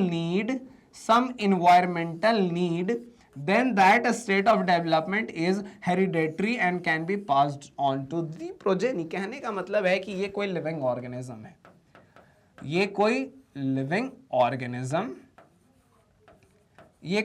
organism है। ठीक है, इस लिविंग ऑर्गेनिज्म ने क्या किया कि अपने यूज के अकॉर्डिंग अपने अंदर किसी ऑर्गन का डेवलपमेंट किया, अपने अंदर किसी ऑर्गन का इसने क्या किया, डेवलपमेंट किया। और ये डेवलपमेंट किस बेसिस पे है, तो अपने यूज के बेसिस पे। ठीक है, ऑर्गन का डेवलपमेंट कर दिया। अब इसके बाद जो इस लिविंग ऑर्गेनिज्म का रिप्रोडक्शन में ये पार्टिसिपेट कर रहा है, और पार्टिसिपेट करने के बाद इसका जो प्रोजेनी है, इस प्रोजेनी के अंदर भी ये जो डेवलपमेंट है, ये डेवलपमेंट जो है ये कंटिन्यू कर रहा है ये। ठीक है, ये कंटिन्यू कर रहा है, इसके बाद भी ये कंटिन्यू कर रहा है, और इसके बाद भी ये कंटिन्यू कर रहा है। तो इस चीज को हमने किसके अंदर रखा है, यूज एंड डिसयूज थ्योरी के अंदर। ठीक है, इसके साथ साथ एक और इसको भी आप नोट कर लो, और साथ साथ हम एक चीज डिस्कस करते हैं, दैट इज वेस्टिजियल ऑर्गन के बारे में। ठीक है, वेस्टिजियल ऑर्गन के बारे में देखो, ऐसा होता है कि हमारे बॉडी में मौजूद बहुत सारे ऐसे ऑर्गन्स हैं जो इवोल्यूशन के दौरान जो है वो अभी यूज में नहीं है। फॉर एग्जाम्पल, अगर हम इंसान के अंदर मौजूद अपेंडिक्स की बात करें, वर्मीफॉर्म अपेंडिक्स की बात करें, तो आज के समय ये हमारे बॉडी में मौजूद है, लेकिन इसका कोई रोल नहीं है। अब इसको हम समझते हैं कैसे, पहले इसको आप स्क्रीनशॉट निकाल लो, इसको नोट कर लो, फिर इसके बारे में हम थोड़ा सा डिस्कशन करते हैं। ठीक है, अब देखो होता क्या है कि इस अपेंडिक्स की अगर हम बात करें, ये अपेंडिक्स की बात करें तो जो अर्ली मैन थे, ठीक है, जो अर्ली मैन थे, अब कहने का मतलब है कि हम आगे ह्यूमन इवोल्यूशन देखेंगे तो उस समय हमें देखने को मिला था एप का ये केस। ठीक है, ये क्या करते थे, ये फ्रूट्स खाते थे। ठीक है, या फिर फ्रूट्स खाते थे, या फिर हम कह सकते हैं प्लांट्स खाते थे, सीधा सीधा। और ये इसे कुक नहीं करते थे, एज इट इज ये प्लांट को अपना फूड बना रहे होते थे। अब प्लांट की बात करें तो प्लांट के पास जो प्लांट का जो सेल है, प्लांट खा रहे हैं मतलब ये प्लांट के सेल को एज अ फूड ले रहे हैं। और प्लांट के सेल की बात की जाए तो इसके पास मौजूद है सेल वॉल। ठीक है, और ये सेल वॉल की बात करें तो ये सेल वॉल होता कैसा है, तो सर ये सेल वॉल होता है हार्ड, और इसे हार्डनेस देने का काम करता है कौन, तो सेल्यूलोज। तो कहने का मतलब है कि अगर इस प्लांट को अगर हम खा रहे हैं तो जरूरत है कि हम इस सेल्यूलोज का डाइजेशन करें, और ये अपेंडिक्स क्या करता था, इसी सेल्यूलोज के डाइजेशन में हेल्प करवा रहा होता था। ये सेल्यूलोज का डाइजेशन होता था तब जाकर के इस प्रॉपर तरीके से डाइजेशन हो रहा होता था। लेकिन अभी के समय में हम क्या करते हैं, अभी के समय में हम क्या करते हैं कि अगर इस प्लांट से कोई चीजें हम ले रहे हैं तो हम उसे पहले कुक करते हैं। Basically most of the cases में हम कुक करते हैं, कोई फ्रूट्स वगैरह हम उसे कुक नहीं करते, लेकिन ऐसे इन जनरल हम इसे कुक करते हैं। इस दौरान क्या होता है कि इसमें मौजूद जो सेल्यूलोज है इसका हम लोग इसी यहीं पर हम इसे क्या करते हैं, डीनेचर्ड कर देते हैं। और फिर ऐसे ही समय बढ़ता गया और फिर धीरे धीरे क्या हुआ, इसका डीनेचुरेशन होने लगा। तो समय के साथ इस अपेंडिक्स का जो रोल था उसके रोल को तो हमने यहां पर कर दिया, इसका साइड कर दिया। तो क्या हुआ कि समय के साथ ये फिर क्या हुआ कि इस अपेंडिक्स का रोल जो है वो आउट ऑफ फंक्शन होना शुरू हुआ। आउट ऑफ फंक्शन होते गया और आज के समय इस अपेंडिक्स का कोई किसी तरीके का रोल नहीं है हमारे डाइजेस्टिव सिस्टम में, लेकिन ये आज भी हमारे बॉडी में पाया जाता है। ये भी श्योर है कि आने वाले हो सकता है कि कई जनरेशंस के बाद, हो सकता है 100 जनरेशन के बाद, ये अपेंडिक्स जो है हमारे बॉडी से पूरी तरीके से गायब ही हो जाए, क्योंकि अब इसका फंक्शन तो कुछ रहा नहीं। तो हो सकता है ये आने वाले समय में ये धीरे धीरे गायब ही हो जाएगा। सो ये रही अपेंडिक्स की कहानी। दूसरी चीज है जैसे ह्यूमंस के अंदर उसके कान का हिलना। एक नॉर्मल इंसान की बात करें तो वो अपने ईयर को मूव नहीं कर सकता है, क्योंकि इसके पास मौजूद जो मसल्स हैं वो एक्टिव नहीं है। कहने का मतलब ये है कि बहुत सारे मैमल्स को हम लोग देखते हैं, फॉर एग्जांपल अगर हम लोग काऊ को देखें, बफेलो को देखें, एलिफेंट को देखें सॉरी, तो उस केस में हमें देखने को मिलता है कि वो जो एलिफेंट है, ये सारे जो लिविंग ऑर्गेनिजम्स हैं, अगर वो किसी तरीके का इंसेक्ट है, अगर वो सारी चीजें उनके फेस के ऊपर आके बैठता है तो अपने ईयर के मूवमेंट से उसको साइड करते हैं, ठीक है। लेकिन अगर हम इंसान की बात करें तो हमारे पास ये हमारा फोर लिम्ब है, ये सारे काम करने में आसान है, तो धीरे धीरे हमारे इंसान के अंदर भी इस कान का मूवमेंट नहीं होता है। तो इस तरीके की चीजें जो पहले तो रोल में थे लेकिन अब वो रोल से बाहर हो चुके हैं, उन्हें हम लोग कहां रखते हैं, तो उन्हें हम लोग वेस्टिजियल ऑर्गन के अंदर रखते हैं, ठीक है। क्योंकि ये कहना क्या है कि अपने यूज के अकॉर्डिंग इसका यूज नहीं रहा तो ये गायब हो चुका है। तो यही चीज हमें बताता है यूज एंड डिसयूज थ्योरी, कि जो यूज में हमारे कंटिन्यू करेगा या फिर हम उसे कि कहीं बाहर से अडेप्ट करेंगे, और जो यूज में नहीं है वो बाहर हो जाएगा। एक एग्जांपल की बात करें तो लॉन्ग नेक जिराफ। कहने का मतलब है कि लॉन्ग नेक जिराफ की बात किया जाए तो ऐसा माना जाता है कि जब जिराफ अपने फूड के लिए, ये इनिशियली ये जिराफ था, ये वो जिराफ था, ठीक है, इसने यहां से लीफ वगैरह को फूड बनाया, लेकिन समय जब बढ़ता गया तो इधर से इसको फूड लेना था यहां पे। तो इसने ट्राई किया कैसा, इसने ट्राई किया कि इससे फूड लेने के लिए इसने क्या ट्राई किया, इसने अपनी गर्दन को लंबा किया और लंबा करके इसने क्या किया, इधर से फूड लेना इसने स्टार्ट किया, ऐसा कहा जाता है। तो ये लॉन्ग नेक जिराफ जो है, जिराफ का जो लंबा गर्दन है वो इसका एक एग्जाम्पल है। तो इसको भी आप नोट कर सकते हो, स्क्रीनशॉट निकाल सकते हो। फिर इसके आगे हम लोग कंटिन्यू करते हैं डिस्कशन को, ठीक है। इसके बाद हमें देखना है that is the mechanism of evolution. तो इवोल्यूशन के मैकेनिज्म को देखना है। इसमें सबसे पहले हम देख रहे हैं ह्यूगो डी व्राइस के बारे में।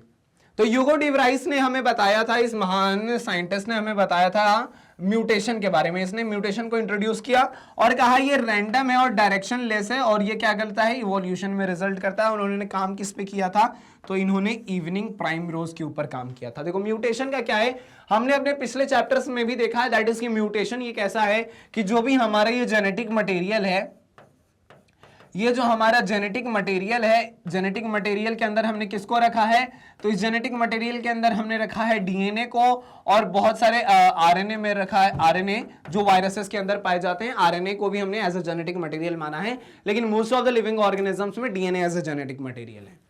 अब इस डीएनए के बात करें तो इसमें जितने भी बेसेस हैं, इसमें जितने भी बेस पेयर हैं, इस बेस पेयर में क्या होता है, किसी एक सिंगल प्लेस पे यहां पर क्या होता है, सिंगल बेस है, या फिर क्या है कि कुछ बेसेस में यहां पर चेंज आता है, ठीक है, बेस पेयर में चेंज आता है। और ये चेंज क्या करता है, रिजल्ट करता है किसमें, तो म्यूटेशन में।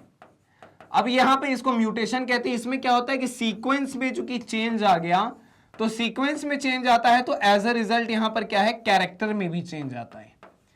और कैरेक्टर में चेंज आता है तो फाइनली क्या होता है कि हो सकता है ये कैरेक्टर जो है अडेप्ट कर लिया जाता है और फाइनली ये क्या करता है, इवोल्यूशन का रूप ले लेता है। तो वही कहता है कि ये म्यूटेशन जो है इसके बारे में ह्यूगो डे व्राइस ने बताया था। उन्होंने साथ साथ ये भी कहा कि ये रैंडम है और डायरेक्शनलेस है और ये रिजल्ट करता है इवोल्यूशन में। और उन्होंने किसके ऊपर काम किया था, तो इन्होंने इवनिंग प्राइम रोज के ऊपर काम किया था और इसके बाद इन्होंने इस इवोल्यूशन के मैकेनिज्म के बारे में बताया था। तो सिंपल हमें याद रखना है कि ह्यूगो डे व्राइस ने क्या बताया था, तो ह्यूगो डे व्राइस ने इवनिंग प्राइम रोज के ऊपर काम किया था। उन्होंने बताया था अबाउट म्यूटेशन, म्यूटेशन के बाद उन्होंने बताया था कि ये डायरेक्शनलेस होता है, डायरेक्शनलेस है, रैंडम है और इसके कारण क्या होता है, चेंजेस आते हैं। हमने देखा कि डीएनए जैसे बेस पेयर में चेंज आया और ये फिर इस तरीके से इवोल्यूशन में पार्टिसिपेट करता है। तो इसको भी आप नोट करके स्क्रीनशॉट निकाल सकते हो, फिर हम आगे इसके बारे में और डिस्कशन करते हैं। तो इसके बाद हमें देखना है, इसके आगे बढ़ते हैं और इसके बाद हम देखते हैं दैट इज अबाउट द सैल्टेशन। सैल्टेशन क्या है, तो ये क्या कर रहा है, एक सिंगल स्टेप में बहुत ही लार्ज म्यूटेशन। तो सिंगल स्टेप में लार्ज म्यूटेशन का होना, दिस इज सैल्टेशन। और ये क्या करता है, स्पेशिएशन कॉज करता है। स्पेशिएशन का मतलब है कि किसी नए स्पेशीज का बनना, ठीक है। फॉर एग्जाम्पल कि बहुत सारे एप थे, एप के बाद धीरे धीरे एक नया स्पेशीज एज अ ह्यूमन बन के तैयार हुआ। तो एक नया स्पेशीज हमें देखने को मिला, होमोसेपियन। तो इस होमोसेपियन का बनना क्या है, एक नए स्पेशीज का बनना, दिस इज स्पेशिएशन। ये क्या होता है, सॉल्टेशन क्या होता है कि एक सिंगल स्टेप में लार्ज म्यूटेशन होता है, इसका रिजल्ट होता है कि स्पेशिएशन। और स्पेशिएशन का मतलब है किसी नए स्पेशीज का बनना। तो क्वेश्चन पूछा जाता है जनरली कि व्हाट इज अ स्पेशिएशन, तो हम यहां पर कहेंगे कि स्पेशिएशन एक ऐसा प्रोसेस है जिसमें कि एक नए स्पेशीज बनकर के तैयार हो रहे होते हैं। इसको भी आप नोट कर सकते हो, स्क्रीनशॉट निकाल सकते हो, फिर हम आगे बढ़ते हैं, ठीक है। इसके बाद है हार्डी विनबर्ग प्रिंसिपल। तो हार्डी विनबर्ग प्रिंसिपल हमें क्या कहता है कि जितने भी allele frequency in a population are stable and constant from generation to generation. तो जितने भी जनरेशन से जनरेशन के बाद जितने भी एलील फ्रीक्वेंसी होता है, किसी भी एक पॉपुलेशन को ले लो, इस पॉपुलेशन के अंदर जितने भी ऑर्गेनिज्म है इनके अंदर मौजूद एलील है। अब इस एलील जो है ये क्या है, स्टेबल होता है और कांस्टेंट होता है जनरेशन टू जनरेशन, इसका ये कहना है। तो कहने का मतलब है कि sum total of all frequency is equals to 1, ठीक है। और इसमें इन्होंने क्या रखा, तो एक पैरामीटर रखा कि ये सारी चीजें फिलहाल एब्सेंट होनी चाहिए, gene migration, gene flow, genetic drift, mutation, natural selection और जेनेटिक रिकॉम्बिनेशन। अगर ये सारी चीजें एब्सेंट है तो उन्होंने कहा क्या कि sum total of the allele frequency is equals to 1। ये कहना था किसका, हार्डी विनबर्ग साहब का। तो हार्डी और विनबर्ग ने ये चीज बताया हार्डी विनबर्ग प्रिंसिपल के अंदर, ठीक है। आगे बढ़ते हैं। इसके बाद फाउंडर इफेक्ट है। तो फाउंडर इफेक्ट में इन्होंने क्या बताया, फाउंडर इफेक्ट में बताया गया कि if in a genetic drift के अंदर जो रिमेनिंग पॉपुलेशन होता है, जेनेटिक ड्रिफ्ट हुआ, एक जेनेटिक ड्रिफ्ट हुआ, इसके बाद जो बचे हुए पॉपुलेशन है वो पॉपुलेशन जो है एक नए स्पेशीज के रूप में बन करके तैयार होते हैं और इसी चीज को हम लोग फाउंडर्स इफेक्ट के नाम से जानते हैं। तो कह रहा है कि किसी भी जेनेटिक ड्रिफ्ट में जो बच जाते हैं, जो पॉपुलेशन बच जाते हैं, फिर वो एक नए स्पेशीज के रूप में बन करके तैयार होते हैं और इसी चीज को हम लोग फाउंडर इफेक्ट के नाम से जान रहे होते हैं, ठीक है। तो ये हुआ फाउंडर इफेक्ट। आगे बढ़ते हैं। इसके बाद है हमारे पास एक brief account of evolution. Evolution के बारे में एक ब्रीफ अकाउंट दे रहे हैं, दैट इज हम लोग डिस्कस करने वाले हैं टाइमलाइन के ऊपर कि कौन से लिविंग ऑर्गेनिज्म कब आए। तो अगर हम एक सेल्यूलर फॉर्म की बात करें तो हमें पता चलता है कि ऐसा कहा जाता है कि 2000 मिलियन साल पहले आए। कब आया, तो 2000 मिलियन ईयर्स अगो। 2000 MYA का मतलब क्या है, इसका मतलब है मिलियन ईयर्स अगो, ठीक है। साथ साथ इनवर्टिब्रेट्स की बात की जाए तो ये 500 मिलियन साल पहले आया। जॉलेस फिश की बात की जाए तो 350 साल पहले आया, 350 मिलियन ईयर एगो पहले आया। लोफिन्स की बात की जाए तो ये भी 350 MYA। फिश लाइक रेप्टाइल्स की बात की जाए तो 200 मिलियन ईयर एगो आया और रेप्टाइल्स डोमिनेटेड की बात की जाए तो हमें 150 मिलियन ईयर अगो देखने को मिला। तो ये हमारे पास कुछ टाइमलाइंस हैं और इस तरीके से ये हमारे पास कुछ डेटा है, इसको याद कर लेने की जरूरत है। हो सकता है एमसीक्यूज में हमसे पूछ लिया जाए। तो ये रहा हमारे पास टाइमलाइन, दैट इज की cellular form 2000 million year ago, invertebrates 500 million year ago, jawless fish 350 million year ago, low fish 350 million year ago, fish like reptile 200 million year ago, reptile dominated 150 million year ago, ठीक है। इसको भी आप note कर लो, screenshot निकालो, data है, MCQs में पूछा जा सकता है, ठीक है। आगे बढ़ते हैं, इसके बारे में और डिस्कशन करते हैं। तो इसके बाद हमारे पास आ चुका है हमारे इस चैप्टर से सबसे आखिरी टॉपिक, दैट इज आखिरी टॉपिक है that is evolution of man. इंसान के अंदर होने वाले, अगर हम लोग इंसान के अंदर होने वाले इवोल्यूशन की बात करें, मतलब कि इंसान इस धरती पर कैसे आया, इस चीज को हम लोग 3 कैटेगरीज के अंदर पढ़ते हैं। Number 1 is prior to ape man, second is ape man including prehistoric man, और इसके बाद नंबर 3 पे हम लोग पढ़ते हैं true man including the living modern man. ठीक है, अगर हम इसकी बात करें तो सबसे पहले हमें देखने को मिला था that was the case of app, यहां से चीजें आगे बढ़ी थी और यहां पर जो ह्यूमंस बने थे। ठीक है, इसके बात की जाए तो ये कैसा था, इनका ये जो बॉडी स्ट्रक्चर था ये बहुत ही ज्यादा झुका हुआ था। बॉडी स्ट्रक्चर की बात की जाए तो इस तरीके से था और इनके सपोर्ट के लिए यहां पर एक टेल था। लेकिन ह्यूमंस की बात की जाए तो यहां पर इस तरीके से स्ट्रक्चर है और टेल जो ये था ये नहीं मौजूद है। मतलब कि धीरे धीरे इनका जो बैकबोन है वो सीधा होता चला गया और ये जो टेल है वो गायब होता चला गया। हम इसे 3 टॉपिक के अंदर पढ़ते हैं, prior to ape man including prehistoric man, और तीसरा है that is true man including the living modern man. इसको आप स्क्रीनशॉट निकालो, आप एक चार्ट बना करके अपने लिए एक नोट्स तैयार कर सकते हो, फिर हम इसके बारे में डिस्कस करते हैं फ्रॉम दिस टॉपिक। ठीक है, प्रायर टू एप मैन के अंदर हमारे पास 2 हैं, एक है हमारे पास ड्रायोपिथिकस और एक है हमारे पास रामापिथिकस। ड्रायोपिथिकस की बात करें तो ये ज्यादा एप लाइक दिखते थे और रामापिथिकस की बात करें तो ये मैन लाइक दिखते थे। मतलब ड्रायोपिथिकस एप लाइक और रामापिथिकस ये जो थे ये हमें मैन लाइक दिखते थे। और ये कहानी कब है तो 15 मिलियन ईयर्स एगो पहले की कहानी है, अभी की कहानी नहीं है, ये 15 मिलियन ईयर एगो की कहानी है। दैट इज की प्रायर टू एप मैन की बात करें तो ड्रायोपिथिकस ये जो एप लाइक थे और Ramapithecus was more man like, ये 15 ईयर्स एगो पहले की बात है। ठीक है, नोट करते जाना, स्क्रीनशॉट लेते जाना, ये डेटा है हमें याद करते जाना है। ठीक है, इसके बाद करें कि app man including prehistoric man में सबसे पहले आता है दैट इज ऑस्ट्रेलोपिथिकस, जो फर्स्ट एप मैन था। ऑस्ट्रेलोपिथिकस की बात करिए तो ये 2 मिलियन ईयर्स अगो पाया जाता था, फ्रूट खाता था। हंटिंग किससे करते थे ये तो स्टोन वेपन के हेल्प से ये हंटिंग कर रहे होते थे। कौन तो ऑस्ट्रेलोपिथिकस। ऑस्ट्रेलोपिथिकस 2 मिलियन साल पहले पाए जाते थे। ठीक है, 2 मिलियन साल पहले ये पाए जाते थे।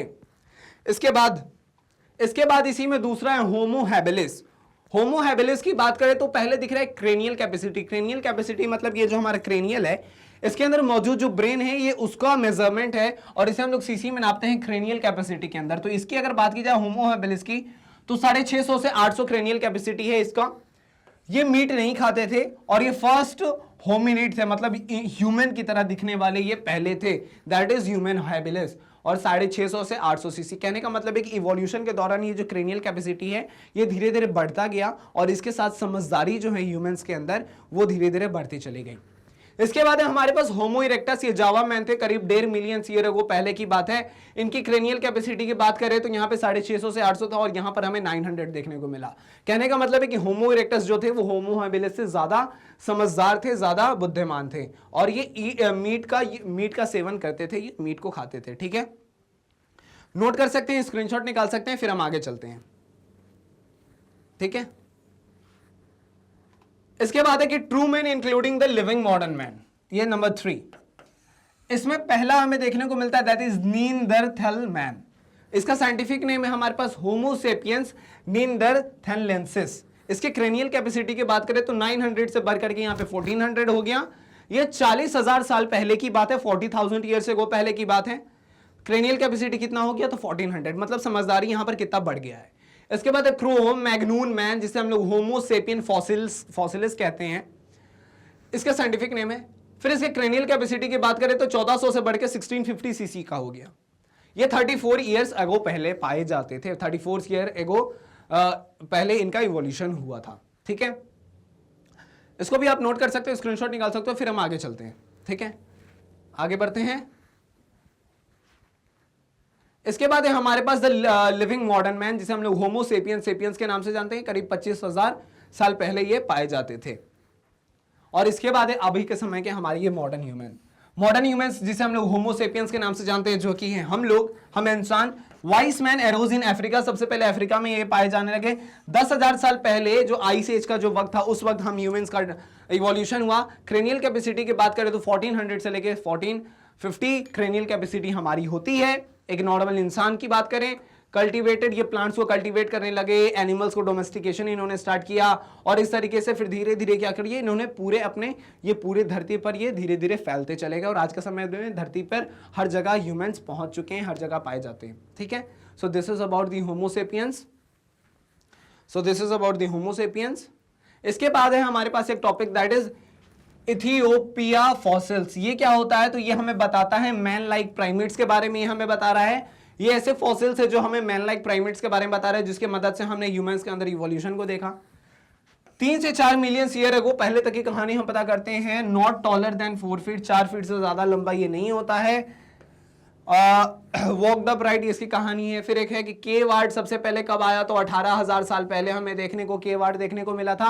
18,000 साल पहले ये जो कुछ जो ह्यूमन लाइक ऑर्गेनिज्म थे उन्होंने केव का फॉर्मेशन किया। एग्रीकल्चर कब शुरू किया गया था? तो एग्रीकल्चर करीब 10,000 साल पहले शुरू किया गया था। तो ये कुछ इंफॉर्मेशन है, इसको भी आप नोट कर सकते हो, स्क्रीनशॉट निकाल सकते हो। फिर हम आगे बढ़ते हैं। ठीक है, फिर हम आगे बढ़ते हैं। तो इस तरीके से किया हमने अपने इस इवोल्यूशन नामक चैप्टर को के माइंड मैप को कंप्लीट। एक ऐसा लेक्चर जिसमें कि हमने इस चैप्टर से जुड़े बहुत सारे इंपॉर्टेंट पॉइंट्स को देखा कि इस चैप्टर के अंदर हमें देखना क्या, स्टार्टिंग फ्रॉम कि ये धरती कैसे बनी, साथ साथ इस धरती पर लाइफ कैसे बना, फिर इसके बाद इवोल्यूशन कैसे हुआ, इवोल्यूशन के बाद homologous structure, analogous structure, convergent evolution, divergent evolution, vestigial organ, use disuse theory, और भी बहुत कुछ, इवोल्यूशन ऑफ मैन, किस तरीके से, ये सारी चीजों को हमने देख करके अपने इस चैप्टर को कंप्लीट किया। उम्मीद है कि आपको समझ में आया होगा। अगर समझ में आया तो बहुत अच्छी बात है, अगर समझ में नहीं आया है तो आप वीडियो को दोबारा देख सकते हैं, अपने इस डाउट को पूछ सकते हैं हमसे, हम आपके सारे डाउट्स को क्लियर करने की पूरी कोशिश करेंगे और इनफैक्ट कर भी देंगे। और साथ साथ एक और इन्फॉर्मेशन आपके लिए, that is about Magnet Brains, एक ऐसा प्लेटफॉर्म जहां मिलता है आपको बिल्कुल ही free and quality education from kindergarten to class 12। आप हैं सीबीएसई इंग्लिश मीडियम के स्टूडेंट या फिर सीबीएसई हिंदी मीडियम के स्टूडेंट, मैग्नेट ब्रेन्स आपके लिए सारे कोर्सेज देता है फ्री ऑफ कॉस्ट। आप एनटीएससी, ओलंपियाड, यूईटी या फिर डिफरेंट स्टेट बोर्ड्स की तैयारी कर रहे हैं तो भी आप मैग्नेट ब्रेन्स से जुड़ करके अपने प्रिपरेशन को बहुत ही ज्यादा स्ट्रॉन्ग बना सकते हैं। इसके लिए आपको आना होगा मैग्नेट ब्रेन्स के यूट्यूब चैनल पे। अगर आपको यहाँ पर वीडियोस ढूंढने में परेशानी हो रही है तो आप डाउनलोड कर सकते हैं मैग्नेट ब्रेन्स के ऐप को, या फिर आप विजिट कर सकते हैं www.magnetbrains.com। यहाँ पर आना है, आपको अपने क्लास को चुनना है, क्लास को चुन के क्या आपको अपने सब्जेक्ट पे जाना है, अपने चैप्टर पे जाना है। जिस भी लेक्चर में आपको डाउट है आप उसे देख करके आप अपने नॉलेज को बढ़ा सकते हैं, आप अपने एग्जामिनेशन में रॉक कर सकते हैं। तो इसी अच्छे बातों के साथ हंसते रहिए, मुस्कुराते रहिए और पढ़ते रहिए मैग्नेट ब्रेन्स के साथ। Tata, thank you, bye bye.